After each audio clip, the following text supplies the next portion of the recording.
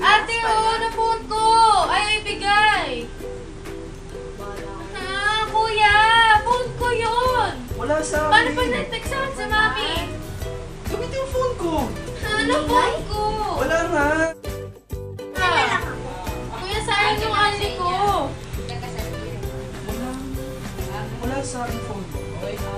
Oh, wala diba? Kuya, nasaan na? Kailangan ko mag-take. Wala nga sa akin. Buti sana kung pinapaloadan mo ako eh. Hindi mo malapin mo. Nakita mo. Hanapin mo kaya. Phone mo yung hanapin mo. Wala sa akin.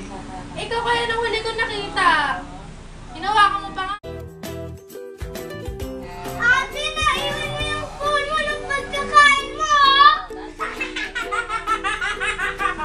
Ala ko. Ay, okay. Sige.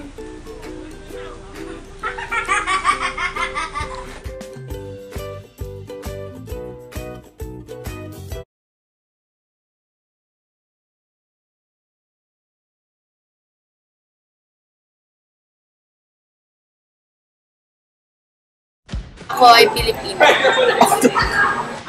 I am Filipino. Kami ay Pilipino. Ako ay Filipino. I am Filipino. Filipino. Ako ay Filipino.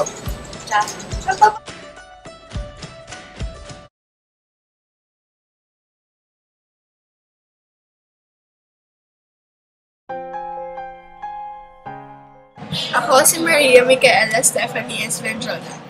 Mikmik for short. Yung school na yan, dyan ako nag-aaral. Immaculate Heart of Mary College pa rin niya. Yan naman si Maria Patricia Luis N. Beltran. Pat for short. Family friend namin siya, galing Saudi. First day of school niya dito sa Pinas, kaya kwento ko kung gaano lang naman ka-boring yung school dito. Kitang-kita sa kanya na sobrang saya niya, na parang ngayon lang siya nakakita ng school. Minamasdan lahat ng nasa paligid niya.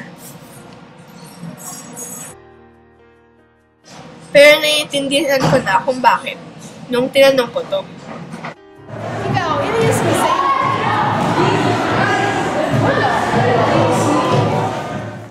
Na-realize ko na ang swerte ko pala kasi madami schools dito.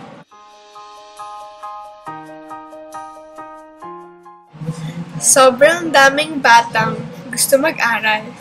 Pero, binabaliwala natin yun. Kahit nasa atin na, bata man o matanda, lalaki o babae, mahirap o mayaman man, karapatan natin ito.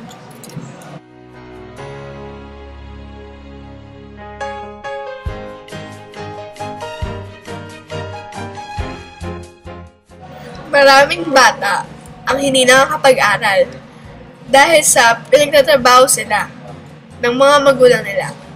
Kahit na karapatan natin ito, hindi sila nakakapag-aral.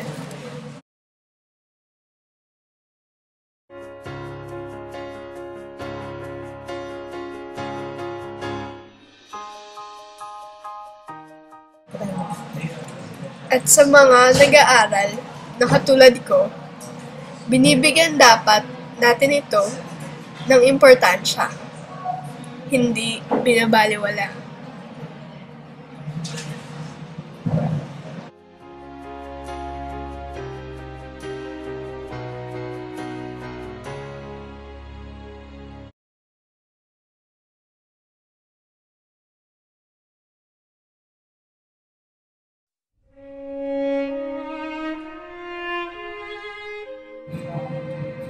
Universal Declaration on Human Rights. Ito yung mga karapatan mo bilang tao. Pagmamayari mo sila. Di mo ito kailangan bilhin o pag-applyan o humingi ng pahintulot para sa mga ito. Sadyang saya lang talaga sila. Kahit sino ka man, kahit saang lugar ka man nagmula, bata o matanda, babae o lalaki, mahirap o mayaman, Ganun lang yung kasimple.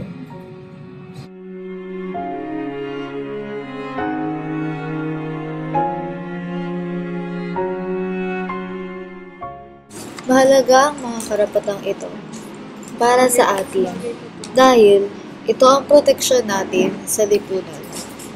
Kung nalabag ang mga karapatan mo, maaaring ipagtanggol mo ang iyong sarili o pwede namang humingi ka ng tulong sa iba't ibang ahensya sa ating lipunan.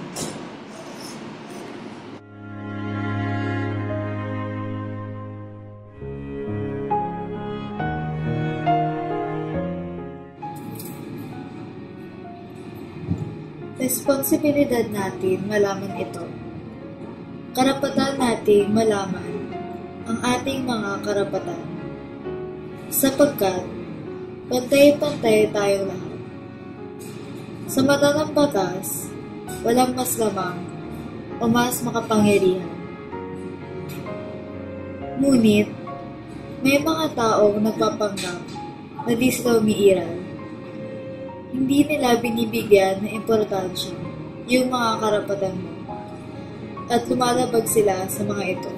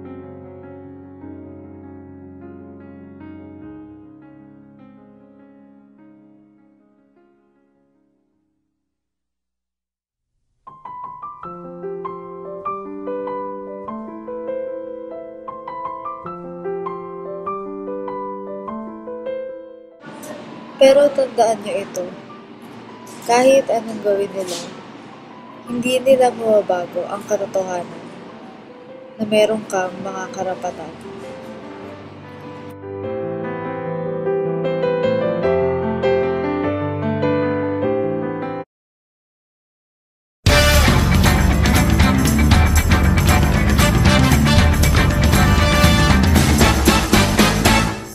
Hey, little girl with